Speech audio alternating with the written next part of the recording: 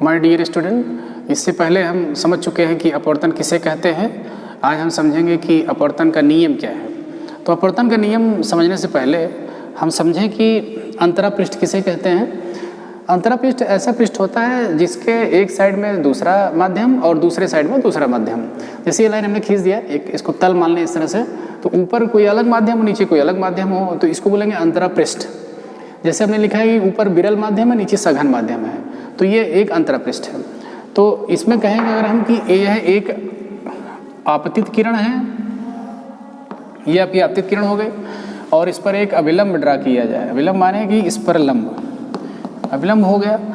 तो जैसा कि जानते हैं अपवर्तन में कि ये लाइन सीधे, ये रेज सीधे नहीं निकलती है, बल्कि एक साइड में मुड़ जाती है, झुक जाती है, या तो अभिलंब की तरफ झुक जाती है या अभिलंब से दूर चली जाती है। तो मान लिया कि अभी हम ये केस लेते हैं, अभिलंब की तरफ झुक जा रही है, तो अभिलंब और आपतित किरण के बीच के कोण को आपतन कोण बोलते हैं, और अभिलंब तथा अपवर्तित किरण के बीच के कोण को हम लोग अपवर्तन कोण बोलते हैं। तो अपवर्तन के नियम, अपवर्तन का जो नियम है, इसमें दो नियम है। पहला नियम अगर हम कहें तो इसमें ये होता है कि आपतित किरण, अभिलंब तथा अपवर्तित किरण तीनों एक ही तल में होते हैं, पहला नियम। और दूसरा नियम क्या है, आपतन कोण का साइन, आपतन कोण का साइन ले लें हम। दूसरे नियम है आपतन कोण का साइन। मान लिया आपतन कोण आई से लिखा गया यहाँ पर, तो साइन आई, और इसका बाई करेंगे हम, माने इसका रेशियो लेंगे हम किससे आप अपवर्तन कोण के साइन से। यहाँ अपवर्तन कोण आर लिखा गया है, तो अपवर्तन कोण का साइन लेंगे तो साइन आर हो जाएगा। ये वैल्यू जो आती है ये नियत होती है, नियत। इसको हम लोग n से लिख देते हैं या कहीं कहीं म्यू से लिख देते हैं, तो इसको बोलते हैं अपवर्तनांक। क्या बोलते हैं? अपवर्तनांक। ये जो नियत वैल्यू मिलती है इसको बोलते हैं अपवर्तनांक। तो इस तरह से अपवर्तन का दो ही नियम है। पहला नियम, आपतित किरण, अभिलंब तथा अपवर्तित किरण तीनों एक ही तल में होते हैं। दूसरा पॉइंट क्या है, आपतन कोण का साइन तथा अपवर्तन कोण का साइन का रेशियो करेंगे हम, ये वैल्यू जो आएगी वो नियत आएगी, और इस नियत को हम लोग अपवर्तनांक बोल देते हैं। इसको हम लोग स्नेल का नियम भी कहते हैं। ये जो sine I by sine R लिखा गया है, इसको हम लोग स्नेल का नियम भी कहते हैं। जैसे आपसे पूछा जाए कि स्नेल का नियम लिखिए, तो आप यही लिख देंगे स्नेल का नियम। इसको हम लोग स्नेल के नियम से भी जानते हैं। और इसमें जो लिखा गया नियत अपवर्तनांक यह है, इसको n से भी लिखते हैं, म्यू से भी लिखते हैं। तो म्यू का जो मान होता है वो दूसरे माध्यम का अपवर्तनांक पहले माध्यम के सापेक्ष बताता है। जैसे अभी हम इसको लिख दें n1, पहले माध्यम का अपवर्तनांक n1, दूसरे माध्यम का अपवर्तनांक n2, तो यहाँ पे जो वैल्यू होगी इस तरह से जैसे लिखा गया है अभी ये, तो ये होगा n2 अपान n1।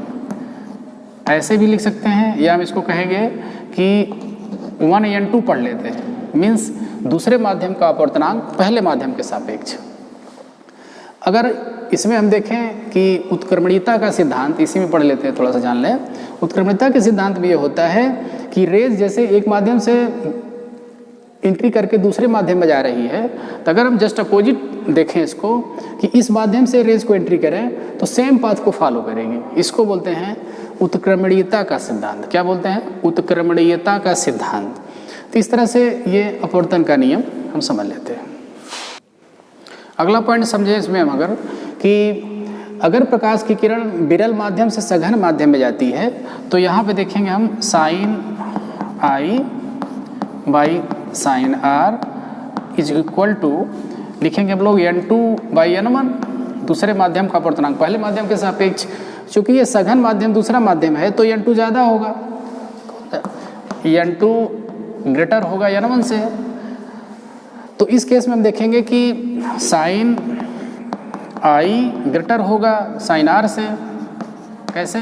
क्योंकि अगर n2 ज़्यादा है, क्योंकि सघन है और ये विरल है, यहाँ से ये सघन माध्यम दूसरा माध्यम है, ये पहला वाला विरल है, तो n2 अपान n1 एक से ज़्यादा होगा। तो यहाँ से देखेंगे हम लोग sine I by sine R, sine I greater than sine R. तो इससे ये पता चलता है कि sine I is angle I is greater than R। मतलब क्या हुआ कि जो आपतन कोण है उसका मान जो भी होगा उससे कम ही रहेगा अपवर्तन कोण का मान। इसका मतलब यह हुआ कि जो किरण अपवर्तित हो रही थी वो अभिलंब की तरफ झुक जाएगी। अगर जस्ट अपोजिट दूसरा केस लें हम कि किरण रेज सघन से विरल में जाएगी तो जस्ट उल्टा होगा। यहाँ पर सघन से विरल में जाएगी तो जस्ट अपोजिट हो जाएगा। इसको क्या करेंगे हम, मतलब ये सघन पहला माध्यम मान लें दूसरा विरल मान लें तो जस्ट अपोजिट हो जाएगा। यहाँ पर क्या होगा इस केस में कि sine I less than sine R, तब ऐसा होगा क्योंकि n1 ज़्यादा है तो जाहिर सी बात है r ज़्यादा रहेगा। तो इस केस में क्या होगा कि r is greater then i से। इसका मतलब क्या हुआ कि अपवर्तन कोण आपतन कोण के मान से ज़्यादा है। इससे साबित होगा कि आपतित किरण अभिलंब से दूर हट जाएगी क्योंकि r का मान ज़्यादा होना है। तो इससे ये बात सिद्ध होती है। एक चीज़ और हम समझें इसमें कि निरपेक्ष अपवर्तनांक, अपवर्तनांक दो तरह का होगा, एक सापेक्ष अपवर्तनांक, सापेक्ष अपवर्तनांक, दूसरा होगा निरपेक्ष अपवर्तनांक, निरपेक्ष अपवर्तनांक।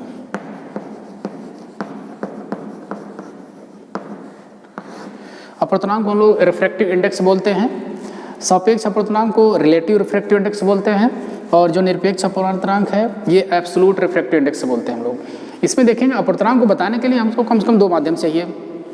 अगर दोनों माध्यम में से एक माध्यम एयर हो, एयर या निर्वात हो, हवा या निर्वात हो, तो तब जो अपवर्तनांक मिलता है हमको उसको निरपेक्ष अपवर्तनांक बोलते हैं।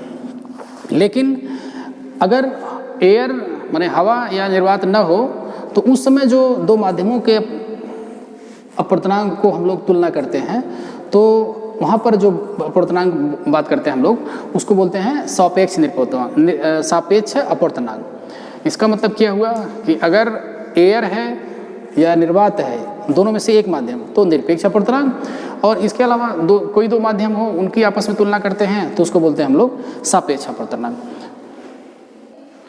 अगला पॉइंट इसमें समझें हम कि किसी माध्यम का अपवर्तनांक जो होता है वो किन किन बातों पर निर्भर करता है। अपवर्तनांक यानी कि n, और दूसरा हम लोग कभी कभी लिखते हैं म्यू से भी।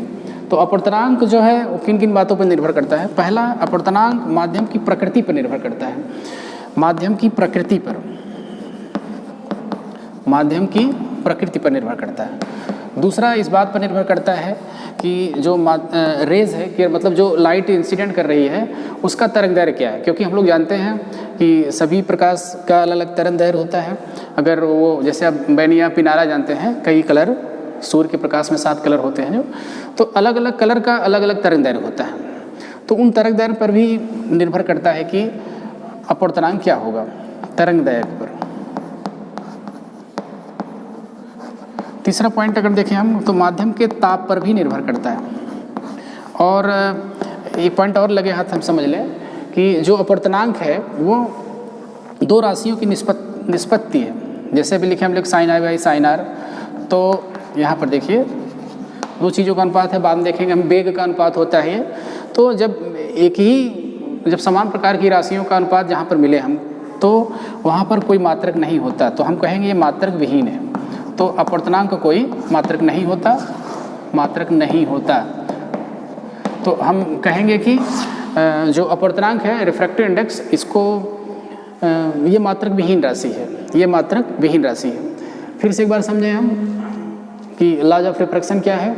अब थोड़ा सा इंग्लिश में समझे अगर हम कि when light incident on a medium then it reflects from its original side when it goes from one side to other side, one medium to other medium. This phenomena is known as refraction. And what is law of refraction? Law of refraction, number 1, incident light and normal and reflected light will be in same plane, number 1. Number 2, ratio of sin I and sin R. What is R? Angle of refraction. What is I? Angle of incident. इन दोनों का ratio जो होता है नियत होता है, will be constant. इस तरह से हम लोग अपवर्तन का नियम के बारे में अध्ययन करते हैं। एक न्यूमेरिकल हम लोग देखें जब एक प्रकाश की किरण अपवर्तनांक n के माध्यम में प्रवेश करती है तो यह देखा गया है कि अपवर्तन कोण का मान आपतन कोण का आधा है। आपतन कोण का मान क्या होगा? विकल्प दिया गया है आपको 2 sin इनवर्स n/2, दूसरा विकल्प है 2 cos इनवर्स n, तीसरा विकल्प है cos इनवर्स n/2 और चौथा विकल्प दिया गया है आपको 2 cos इनवर्स n/2। तो अभी हमने पढ़ा कि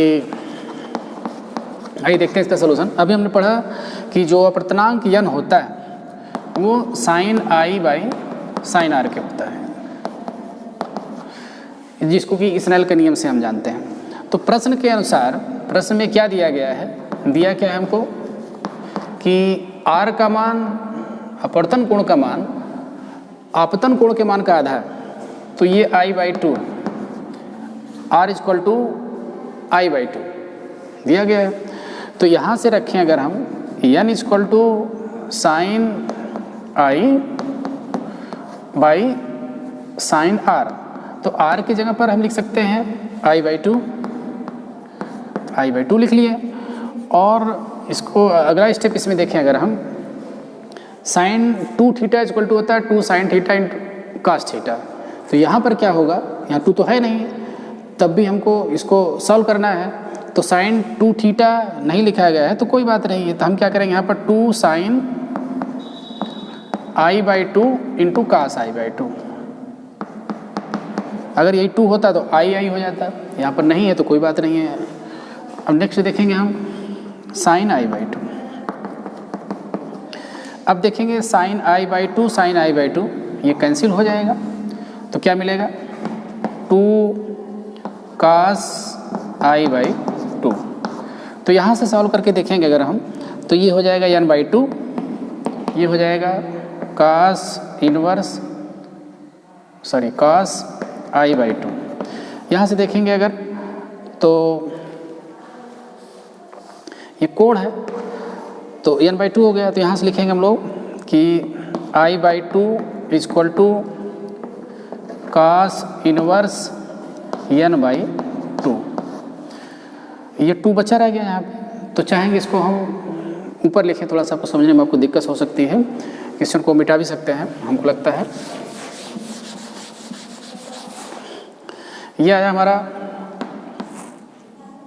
n/2 equal to cos inverse n/2। Sorry गलत लिख रहा हूँ मैं अभी,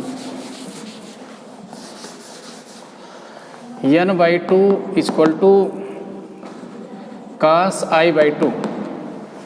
यहाँ से देखें अगर हम तो लिखेंगे हम i/2 equal to cos inverse n/2।